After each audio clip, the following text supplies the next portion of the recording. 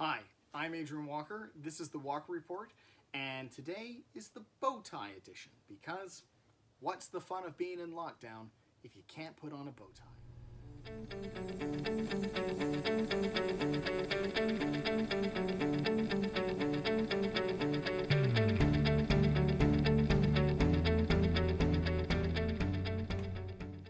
Last week, I made a video in which I suggested that the best course of action in bad markets is to try and not sell when markets are down.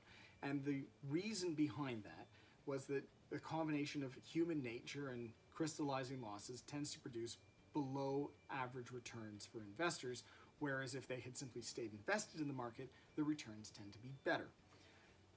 That's all well and good, and it may be nice to think that that's what you're going to do, but many of us aren't predicting that there's going to be a global pandemic when suddenly we find ourselves in one, and you might have to make up mortgage payments or you might need to get groceries. And it may not come to you that you just don't redeem some of your investments. You have those investments precisely for these kinds of emergencies. So if you have to redeem investments in bad markets, how do you pick them? Now, a couple of caveats. There may be other reasons why you choose different investments to redeem. It may make more sense to take something other than what I'm going to suggest here today, and that could rely on tax, it could have to do with liquidity, it could have to do with a macro view of the economy. It doesn't really matter. In that respect, there's always going to be exceptions to the rule. But for today, I'm going to just use a little bit of math to explain why generally, under the current circumstances, how you might better pick which investment to redeem. It doesn't hold in all circumstances, but I think it will hold in most of them. So help me out here. I'm going to put some graphics up, but try and imagine along with what I'm suggesting. Say you have three portfolios and each one's valued at $100,000. Scenarios A, B, and C. In scenario A, in a bad market, the portfolio goes down by 10%, while in scenario B, the portfolio drops by 30%, and in scenario C, it drops by 50%. Now, some of you may be guessing where I'm about to go with this, but when we start planning for our recovery, portfolio A, which was down 10%, must recover by 11 to get back to its original $100,000. Portfolio B, which was down 30, must recover by 42. And portfolio C, which was down by 50, now needs to recover by 100% from the new portfolio value at the bottom to get back to its previous high of $100,000. So, under those circumstances, you start to see the scale of the problem when you redeem money in bad markets. And if you have to choose where you're going to take money from, let's say you were going to take $5,000 or 5% of the initial portfolio value, under portfolio A, that 5% or that $5,000 translates into a 17.6% recovery when factored in with the additional loss. Under portfolio B, where we needed 42%, that $5,000 makes that a 53.8% recovery. And under portfolio C, where we were already down 50% and needed 100% recovery, $5,000 has gone from being 5% of a $100,000 portfolio to 10% of a $50,000 portfolio. And under that circumstance, you now need 120% return just to get back to the original 100,000 once you've factored in the redemption.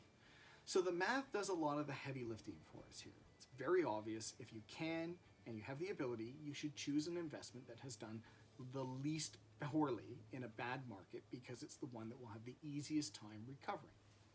Now I say that, and I have also mentioned that there's a few reasons why that may not always be the case, including tax, liquidity, or any other number of issues that you may want to consider. But I want to throw one more thing into the mix. I'd like you to consider something like standard deviation. Now you're probably all familiar with the idea that you get averages, but averages don't tell you the whole story about a portfolio's performance. It may be great to have a portfolio that returns 10%, but if it varies wildly from year to year, the average doesn't really tell you what the experience is like of being invested in the investment itself.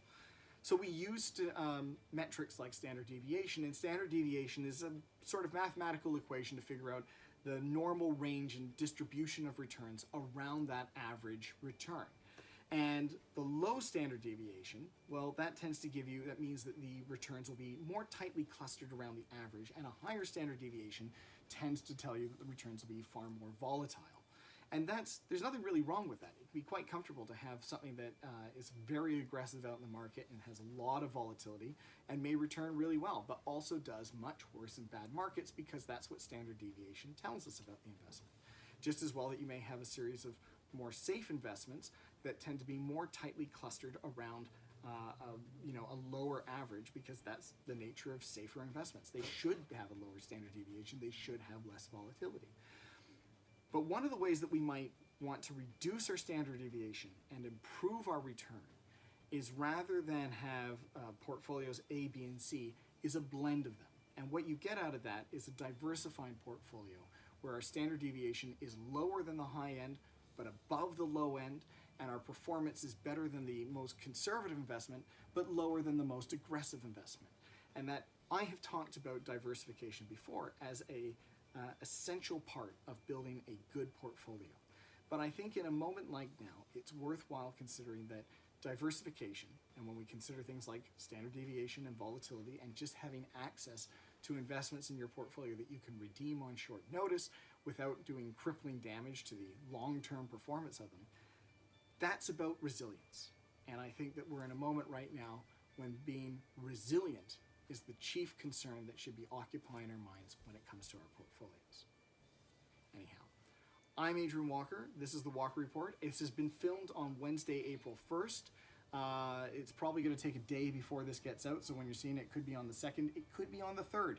There's a little bit of a backlog in our compliance department. They are doing their best to try and approve things and allow us to put them out as fast as possible, and I appreciate them for that. So just in case you're wondering why it is that I haven't gotten all the videos out this week that I wanted to, that's the reason.